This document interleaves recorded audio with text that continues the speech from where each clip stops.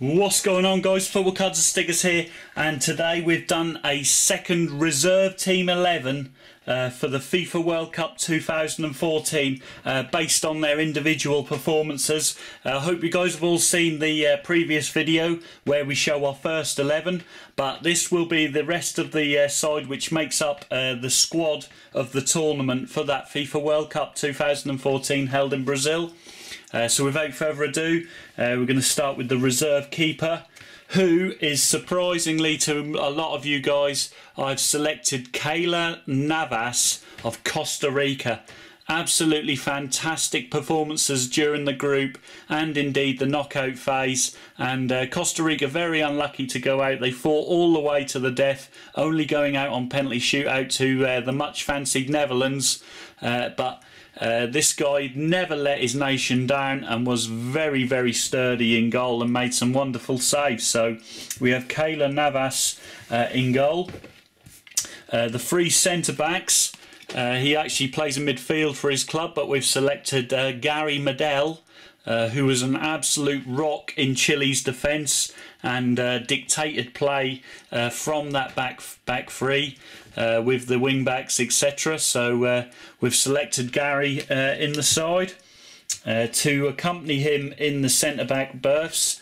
The first one is Giancarlo Gonzalez, also of Costa Rica, like Keylor Navas, an absolute rock who never let his country down, were a huge shock in the World Cup and gave some fantastic performances, now being looked at by bigger clubs around the world.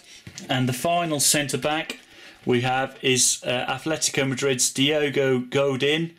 Steps up with goals if and when needed. Of course, remember the goal which hit him on the back from the corner and went in surprisingly, but he got in that position and also never lets his country down at the back for Uruguay with some outstanding performances, bossing some of the world's best strikers. So he gets the nod for the third centre-back berth in the reserve 11.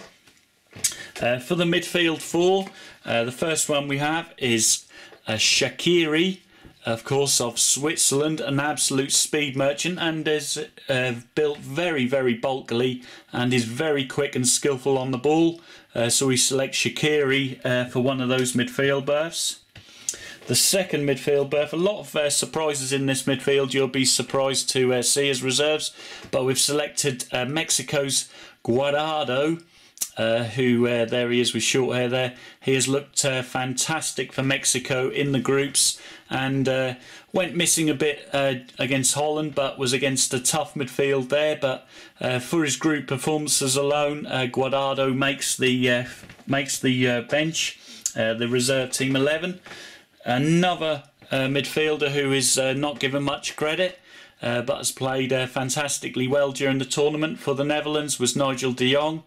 There he is, a real animal. Like to see some of the players get kicked, and de Jong is your man if you need that being done. The other midfielder we have is Michael Bradley of the US. Of course, the US unexpectedly knocked Portugal out of the tournament in the group stages, and Bradley gave a highly polished, efficient role in midfield. Didn't really give any loose passes away, and you could always count on that guy, so highly experienced. Michael Bradley makes the cut there. For the front three, we have, of course, Thomas Muller. Basically, you can't argue with his goal count and always puts it in. And in the first game when Germany were under pressure at 0-0, of course he feigned injury by pretending to get headbutt by Pepe, of course, the Brazilian who plays for Portugal. And of course he did get headbutted, and Pepe deserved to be sent off, but obviously Muller play acted on the floor, wasn't hurt at all.